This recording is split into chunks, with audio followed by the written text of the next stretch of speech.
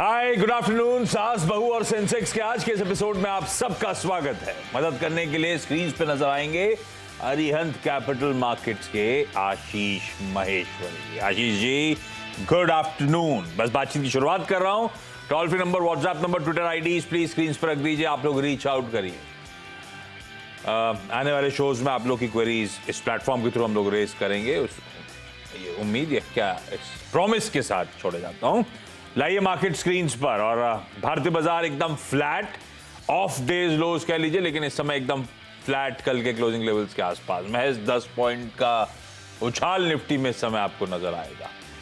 ये कहानी है। और रिलेटिवली अब निफ्टी बैंक कल भी एक शेड बेहतर था और आज सुबह भी डिस्कशन यही था कि निफ्टी बैंक लग रहा है कि एक पॉकेट जो ज्यादा बेहतर प्लेस्ड है।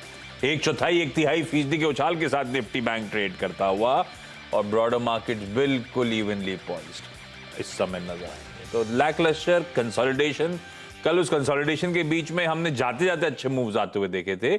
आज तो टोटली लैकलस्टर इस समय ट्रेड बनता हुआ। देखते हैं अब सेकंड हाफ कैसा पैन आउट होता है। लेकिन मैं बेसिक प्रॉमिस की शुरुआत कर रहा हूं सवाल जवाब के सिलसिले की। आज हमें कोल्हापुर जाना है, आज हमें कोलकाता जाना है और साथ साथ पौंडीचेरी नहीं, पुदुचेरी अब बोलते हैं। जो जुड़ चुके हैं इसमें कल सब जुड़ चुके हैं। चलिए बातचीत की शुरुआत कर रहा हूं। सबसे पहले कोल्हापुर से समृद्धि देसाई स्क्रीन पर। समृद्धि जी हाय, गुड आफ्टरनून। समृद्धि जी, कब शुरुआत हुई शेयर बाजार में, कैसे हुई? I started investing after lockdown only.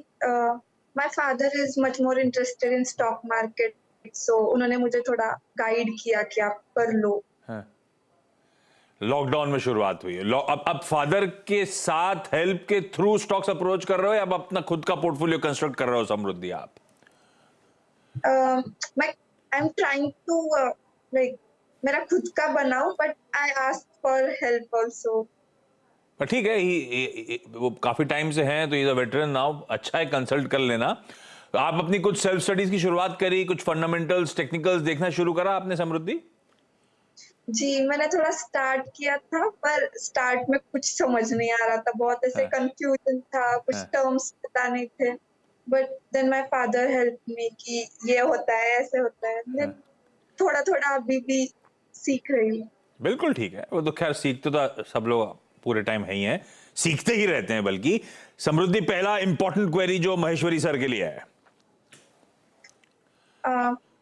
Ji sir, actually मैंने थोड़े से शेयर्स ऑलरेडी खरीद लिए, like TVS motor, Reliance and Bajaj Finserv, और I am able to hold it for next 3 years also. तो मुझे प्रोस्पेक्ट चाहिए कि उस शेयर्स का फ्यूचर कैसे हो सकता है और कितना प्रॉफिटेबल है। पहला टीवीएस मोटर उठाता हूं। टीवीएस मोटर स्क्रीन पर है। समृद्धि, हमने लॉन्ग टर्म के लिए लिया था।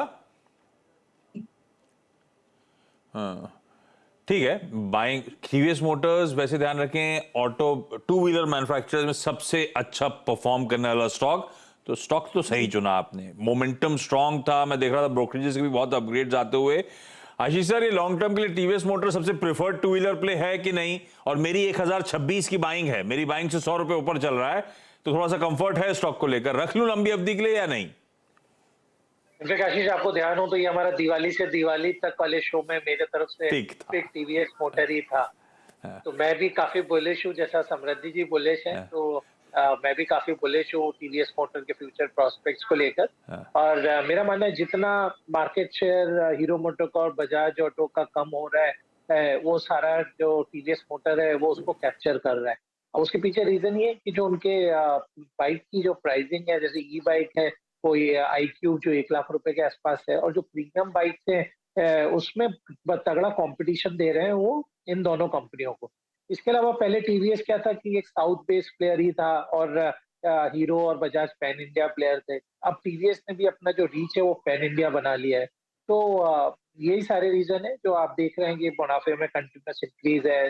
लास्ट क्वार्टर में जो मार्जिन में जस्ट 0.5 बेसिस पॉइंट का फर्क पड़ा, जबकि उन्होंने काफी अग्रेसिवली अपने पोर्टफोलियो को पुश किया। तो मेरी सलाह रहेगी कि आप इस स्टॉक में बने रहें। ये 3 साल का नजरिया है, तो आप इस स्टॉक में 1700 से 2000 रुपए के टारगेट भी आप एक्सपेक्ट कर सकते हैं। और बिल्कुल इसमें बने रहने की सलाह रहेगी। और जो निवेशक बाय भी करना चाहते हैं स्टॉक को, मेरा मानना है 1100 का लेवल काफी अट्रैक्टिव है स्टॉक में कभी भी एंट्री करने के लिए। और आपकी तो 1026 की बाइंग है, तो और भी अच्छे लेवल्स पे बाइंग है, रखिए बिल्कुल। ये आपकी चॉइस थी, डैड की थी? नो, मतलब ये मेरी चॉइस थी क्योंकि हमने खुद से टीवीएस का एक ऑलरेडी लिया था व्हीकल घर पे, तो I was just asking him कि हाँ। हो सकता है क्या, ले सकते क्या, नहीं सपोर्टेड फुल्ली। बढ़िया है भाई, अच्छे एग्रेसिव टारगेट्स आते हुए महेश्वरी साहब की तरफ से, रखिए मैम, कोई दिक्कत नहीं। और जो मिस आउट कर चुके हैं, अगर ये स्टॉक ठंडा पड़ के 1100 के आसपास के जोन्स पे आ रहा है तो एक्यूमुलेशन स्टॉक में शुरू किया जा सकता है। समृद्धि, बाकी क्वेरीज के लिए लौट रहा हूं। पहले कोलकाता से नम्रता शर्मा आपको आपकी स्क्रीन पे नजर आएंगी। नम्रता मैम, हाय, गुड आफ्टरनून। नम्रता मैम, आपकी कब शुरुआत हुई शेयर बाजार में, आप कैसे आए? मेरे इंटरेस्ट तो तभी से शुरू हो गए थे जब मैंने कुछ साल सिक्योरिटी कंपनीज में एज अ बैक ऑफिस काम किया था।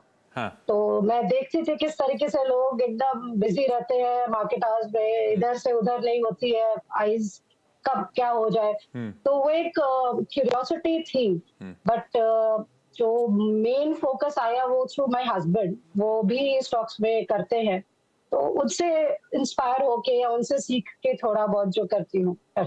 बढ़िया। नम्रता मैम, पहली क्वेरी कौन सी? सर, पहली क्वेरी बहुत इम्पोर्टेंट है मेरे लिए कि मैंने बंधन बैंक काफी टाइम से ले रखा है, उसमें कोई मूवमेंट नहीं है, समवेयर अराउंड 290 के आसपास ही मैंने ले रखा था, एवरेज शेयर सारे। बट उसका क्या करना है सर, मैं समझ नहीं पा रही हूँ कि मैं उसे रखूं, उसे बेचूं, उसका क्या फ्यूचर है, उसका प्रोग्रेस क्या होगा नहीं होगा। अच्छा, बंधन बैंक क्यों चुना था? वो east India consult focus company, कुछ कोई रीजन था फंडामेंटल्स के तौर पे या टेक्निकल सर के तौर हमारे पे? सर वो हमारे कुछ ग्रुप की मिली जुली वो थी सर, जिसकी वजह से आज हम लोग सारे बातचीत हुई थी और ग्रुप को पसंद आ रहा था बंधन। हाँ, एग्जैक्टली। ठीक बात है। बंधन बैंक अच्छा भी लगता था, सबको अच्छा लगता था वो। आशीष सर, मुझे याद पड़ता है वो असम के फ्लड्स, उसके बाद से तस्वीर बिगड़ी और बिगड़ती ही चली गई, आज तक फिर वहां से वो मीनिंगफुली रिकवरी आई नहीं स्टॉक में। क्या करना है बंधन बैंक में? 60 रुपए नीचे, 61 रुपए नीचे है, लॉन्ग टर्म के लिए लिया हुआ था, लेकिन जब सारा बैंक निफ्टी रिकॉर्ड हाइस पर है, ये स्टॉक आज भी मेरे भाव से कहीं दूर ट्रेड कर रहा है। जी, अनफॉर्चुनेटली पूरे बैंकिंग स्टॉक्स में इतना रैली देखने को मिला है, बट बंधन बैंक बिल्कुल नॉन परफॉर्मर रहा है। और रीजन ये नतीजे इस बैंक के हर क्वार्टर ओवर क्वार्टर उम्मीद से खराब रहे। एनपीए का जो परसेंटेज में भी जो इम्प्रूवमेंट आना था वो भी नहीं हुआ है। तो अब निवेशक क्या कर रहे हैं, जैसे एफआईज का ही देखें तो पिछले 1 साल में उन्होंने अपनी हिस्सेदारी इस बैंक में करीब 3-4% कम कर ली है, और इस हिस्सेदारी को रिटेल निवेशकों ने बाय किया है क्योंकि उन्हें हर लेवल पे इस बैंक अट्रैक्टिव लग रहा था। तो मेरी सलाह रहेगी आप इस बैंक से निकल जाएं और इसके बजाय पीएसयू बैंकिंग स्टॉक्स जैसे बैंक ऑफ इंडिया और यूनियन बैंक ऑफ इंडिया, इन दोनों में 50-50% निवेश कर दें, क्योंकि ये दोनों स्टॉक ऐसे हैं जो 3 डिजिट में जाने की बिल्कुल दमखम रखते हैं। और यदि आप 6 महीने तक होल्ड करेंगे तो बिल्कुल आपका इसका लॉस भी रिकवर होगा और आपको अच्छा मुनाफा भी मिलने वाला है। तो इन दोनों स्टॉक में निवेश की सलाह रहेगी। बिल्कुल ठीक है, पेन रहा है बंधन बैंक में, और बेहतर यही है, मुश्किल होता है लेकिन लॉसेस बुक करके एग्जिट लेंगे। उस लॉस की भरपाई और ज्यादा अच्छे रिटर्न्स कमाने का दमकम दोनों सरकारी banks, bank of India, UBI, 66 और 75 के स्टॉक्स दोनों ही 3 डिजिट मतलब 100 के ऊपर जाने के टारगेट्स नजर आते हैं महेश्वरी सर को। तो मैम चाहें तो लॉस बुक करें, इनमें आप चाहें तो खरीदारी करें। पौंडीचेरी से सरिता जैन जुड़ती हुई। सरिता मैम से कनेक्शन एस्टैब्लिश नहीं हो पा रहा था तो फोन लाइन पे जोड़ना पड़ा। सरिता मैम, हाय, गुड आफ्टरनून। सरिता मैम, पहली क्वेरी कौन सी? नमस्ते आशीष जी। नमस्ते मैम। पहली क्वेरी मेरी नॉर्सिल की है, 200 स्टॉक्स है 241 पे लॉन्ग टर्म के लिए। क्या ये लॉन्ग टर्म के लिए रखने के लिए अच्छा स्टॉक है? आपने क्यों लिया था? आपने कुछ स्टडी वडी करा था या किसी का आइडिया था जो आपको लगा सही है? नहीं, आपके उसी चैनल पे ही किसी का आइडिया सुन के ही लिया था। भाई नॉसिल जो है महेश्वरी, मेरी बाइंग के आसपास ही है मोटा मोटी, लंबी अवधि के लिए अट्रैक्टिव है या नहीं?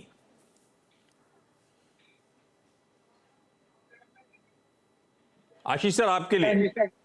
जी जी, क्या टाइम फ्रेम तक आप होल्ड करना चाहते हैं स्टॉक को? मैम सरिता मैम, जब आप लंबी अवधि कहते हो तो लंबी अवधि का मतलब क्या? 5 साल 7 साल कोई प्रॉब्लम नहीं है। बढ़िया है। तो मेरी सलाह रहेगी थोड़ा सा नोसेल के बारे में मैं इतना ज्यादा बुलिश नहीं हूँ। ऑलरेडी स्टॉक में हमने अच्छा करेक्शन भी देख लिया है, क्योंकि जिन रबर केमिकल में ये कंपनी ऑपरेट करती है वहां पे थोड़ा सा प्राइसिंग के प्रेशर देखने को मिल रहे हैं, जिसके कारण से हमने देखा स्टॉक भी अपने हाई से 50-60 रुपए ऑलरेडी करेक्ट हो चुका है। मैं आपको एक दूसरा स्टॉक सजेस्ट करता हूँ उसी प्राइस रेंज में, करीब 270 रुपए के आसपास है, वो है सीजी पावर। इस स्टॉक को आप बाय करिए, क्योंकि जो पावर कंपनीज हैं, जो पावर एंसिलरीज हैं, जो ट्रांसफार्मर बना रही है, पावर इक्विपमेंट बना रही है, वहां पर काफी मुझे ग्रोथ प्रोस्पेक्ट्स और फ्यूचर प्रोस्पेक्ट्स अच्छे नजर आते हैं। इनफैक्ट सीजी पावर पे नजर डालें तो जून में मुनाफा 130 करोड़ था और सितंबर में ऑलमोस्ट 180 करोड़ रुपए का मुनाफा हो गया। तो इस रन रेट से मुनाफे में ग्रोथ हो रही है, जबकि नोसेल में जो मुनाफा था पिछले क्वार्टर से इस क्वार्टर में वो आधा रह गया। तो मेरी सलाह रहेगी कि आप सीजी पावर में निवेश करें। इस स्टॉक में बिल्कुल पोटेंशियल है एटलीस्ट अगले 1 साल में भी 400 रुपए जाने। बढ़िया। ये नोसेल का रिप्लेसमेंट सीजी पावर आपने भाव से भाव मैच करा क्या? हाँ, मुझे लगा थोड़ा सा निवेशक के लिए आसानी रहती नहीं, है। हमेशा आइडिया बिल्कुल ठीक है, बहुत बढ़िया। तो नोसेल से ज्यादा बेहतर सीजी पावर लगता है मैम, इसमें स्विच करिए। ये महेश्वरी सर की राय। क्विकली एक एक क्वेरी और ले रहा हूं। समृद्धि ने आपने टीवीएस मोटर्स के साथ 2 नाम और शेयर दिए थे, कौन सा स्टॉक अभी डिस्कस करूं समृद्धि? रिलायंस। लिया हुआ है? जी हाँ, मैंने 19 शेयर्स लिए थे उसके हाँ। At the 2669। ये लॉन्ग टर्म के लिए लिया था समृद्धि, है ना? जी हाँ, लॉन्ग टर्म के लिए, बट अभी तो मतलब लॉस ही है थोड़ा बहुत। अभी तो बीच में फिर भी हरकत में आया, मेरे ख्याल से लॉसेस बीच में ज्यादा थे, अब तो 2600 के पार रिलायंस फिर भी ट्रेड कर रहा है, आज मोमेंटम पकड़ा है। आशीष सर क्या करूं लॉन्ग टर्म के लिए? रिलायंस इंडस्ट्रीज, जिसमें अब लग रहा है फाइनली वैल्यू अनलॉकिंग के एक करके सिलसिला शुरू हो रहा है। जी, रिलायंस तो इनफैक्ट मेरा हमेशा से एक फेवरेट स्टॉक रहा है, बट इस स्टॉक को हमेशा आपको खरीदना चाहिए गिरावट पे, और क्योंकि यदि ये हायर रेट पे इसमें ट्रैप हो जाते हैं तो फिर आपको काफी समय लग जाता है स्टॉक में से मुनाफा वसूल करने का। तो यदि आप डे ट्रेडर नहीं है तो हमेशा कोशिश करिए कि स्टॉक को गिरावट में, जब ये स्टॉक 30 रुपए 40 रुपए के आसपास गिरा हो, तब इस स्टॉक को बाय करिए। इस स्टॉक को चलना इसलिए भी है क्योंकि हैवी इंडेक्स हैवी वेट है, और जिस हिसाब से फंड रेजिंग म्यूचुअल फंड और डोमेस्टिक इन्वेस्टर्स कर रहे हैं, तो वो काफी एलोकेशन रिलायंस इंडस्ट्रीज के स्टॉक में जाने ही वाला है। तो मेरी सलाह रहेगी कि इनफैक्ट यदि 2580 रुपए के आसपास मिले तो बिल्कुल इनफैक्ट आप इसको एवरेज करिए, और थोड़ा सा इसमें आप ओवरवेट उस लेवल पे जाके हो सकते हैं। आपको दोबारा से 2670-75 के लेवल देखने को मिल जाएंगे, बट गिरावट पे और ऐड कर लीजिए तो आपको आपकी जो कॉस्टिंग है स्टॉक की वो कम हो जाएगी। स्टॉक में कोई खराबी नहीं है, बने रही। लॉन्ग टर्म के लिए बढ़िया है, पर क्योंकि रिलायंस की बात हो गई है, एक स्टैंडर्ड डिस्क्लेमर, इस चैनल का स्वामित्व और प्रबंधन रिलायंस इंडस्ट्रीज के पास ही है। तो अगर कोई भी ट्रेड इन्वेस्टमेंट का आइडिया इस प्लेटफॉर्म को सुन के, सीएनबी से आवाज को सुन के आ रहा है दिमाग में, तो एक बार इंडिपेंडेंट फाइनेंशियल कंसल्टेंट से भी बातचीत कर लीजिएगा। नम्रता जी, बंधन बैंक के बाद अगली क्वेरी। सर, मेरे पोर्टफोलियो में कुछ शेयर्स हैं, like ICICI bank, infotech, ICICI, ITC, Kotak Mahindra, TCS. तो सर लॉन्ग टर्म के हिसाब से मैं कौन से शेयर्स को होल्ड करके रखूं जिससे मेरा थोड़ा अच्छा कैपिटल रेज हो? नहीं, कौन कौन से आपने बोले? इतने जल्दी बोल दिया तो मैं तो याद भी नहीं कर पाया। आईटीसी, आईसीआईसीआई बैंक, हाँ, Kotak Mahindra, TCS, Asian paints, Bajaj auto, yes bank. अच्छा, इन सब के साथ यस बैंक भी है? यस बैंक क्यों है इनके साथ? सर एक थोड़ी सी रहती है मिसमैच। ठीक है, क्या पता ये भी मल्टीबैगर बन जाए, मुझे नहीं पता। आशीष सर, आपने नाम सुने? 10 साल का टाइम होराइजन, इनमें से क्या रखना है 10 साल के लिए आज से? ITC, ICICI, Kotak, TCS, Asian paints, Bajaj auto, और अलग से यस बैंक बताइएगा। 10 साल में कोई होप जागी है क्या? मल्टीबैगर बन सकता है क्या? सर इसको रखना भी है कि नहीं वो भी बता दीजिए। रखना भी है कि नहीं ये भी बता दीजिएगा। इनफैक्ट पोर्टफोलियो नम्रता जी का नहीं लग रहा है, ऐसा लग रहा है किसी म्यूचुअल फंड का पोर्टफोलियो है जिसमें सारे क्वालिटी स्टॉक्स आपने लेके रखे हुए अरे तो वो बहुत सालों से वो वहां पे थी बैक ऑफिस में, सब देखा सुना है, तो उन्होंने ऐसे ही पोर्टफोलियो कंस्ट्रक्ट कर डाला गजब का। तो काफी अच्छा पोर्टफोलियो है। और यस बैंक का भी एक छोटा सा स्टॉक है वहां पर, तो मुझे नहीं लगता कि आपको यस बैंक भी बेचना चाहिए। हाँ, इतना रिस्क का तड़का ले सकते हैं ऐसे पोर्टफोलियो में ना। हाँ राइट, इतना सारा अच्छा ब्लू चिप स्टॉक है, तो एक यस बैंक पे एक बिल्कुल बेट बनता है, तो बने रहिए। इनफैक्ट आपका पोर्टफोलियो काफी अच्छा है नम्रता जी, आई मस्ट कॉन्ग्रेचुलेट यू। तो बने रहिए आपके पोर्टफोलियो में, लंबी अवधि में सभी स्टॉक आपको अच्छा रिटर्न देंगे। सरिता मैम, अगली क्वेरी नौसिल के बाद। BEL है मेरे पास 15,000 शेयर, 29 रुपीज पर शेयर के अभी से। अरे वाह, तो अब इसमें पूछना क्या रह गया है, रखे रहिए, इसमें तो सोचना ही नहीं है। आप पूछना क्या चाहते हो, और लूं या प्रॉफिट बुक करूं, ऐसा सवाल मांगू, पूछो आशीष जी से। हाँ जी, हाँ जी। भाई आशीष जी, 30 रुपए की खरीद है, BEL अच्छी खासी तगड़ी क्वांटिटी है, रखे रहूं क्या? BEL का स्टॉक में तो आपका लॉटरी लगा है, यदि पूछा जाए तो यदि तो 30 रुपए की चीज 107 रुपए में ऑलरेडी ट्रेड हो रही है। बट इस स्टॉक में अभी भी पोटेंशियल नजर आता है, क्योंकि जो डिफेंस का एक सेक्टर है, मेरा मानना है कि अगले 1 से 3 साल तक की बड़ी स्टोरी है। तो बिल्कुल BEL में बने रहिए, और मेरा लक्ष्य करीब 150 रुपए से ऊपर का रहेगा अगले 2 साल में BEL का, क्योंकि जो ऑलमोस्ट हर ऑल्टरनेट डे आप देख रहे हैं डिफेंस कंपनी को कुछ ना कुछ ऑर्डर आ रहे हैं। तो एक तो इस जैसे BEL जैसे स्टॉक में कोई डाउनसाइड नहीं है, और धीरे धीरे करके ये बिल्कुल आपको अच्छा मुनाफा देगा, तो बेचे ना, बने रहिए। लिया क्यों था BEL 29? अभी सब तारीफ कर रहे हैं, अभी सब बातचीत कर रहे हैं, आपने 29 रुपए में क्यों पकड़ लिया था? बहुत समय से लिया, वो बराबर उसमें एवरेज आउट करते जा रहे थे। पहले ज्यादा 200 पे स्टार्ट किया था लेना, लेकिन फिर धीरे धीरे उसको एवरेज आउट करते करते रेट मेरी 29 आ रही है। बड़ा गजब रहा। फिर लकीली ये स्टॉक अब मूव फाइनली अच्छा कर रहा है और आपके अच्छे रिटर्न्स है मैम, रखिए इसको। Samriddhi ji, Namrata ji, Sarita ma'am, thank you so much जुड़ने के लिए। और आशीष सर, हमेशा की तरह बहुत बढ़िया तरीके से सारी क्वेरीज सॉल्व करने के लिए thank you so much. Quickly छोटा सा ब्रेक के उस पास जब लौटेंगे तो मार्केट्स का एक quick check.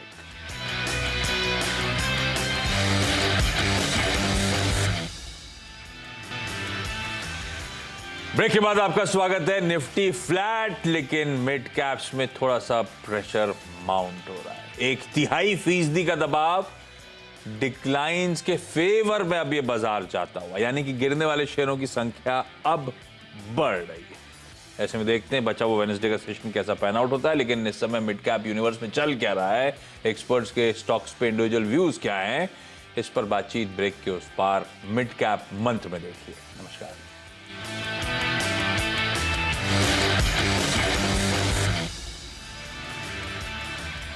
Mongia Steel presents Majboot Stocks of the Day. Future express में आप सब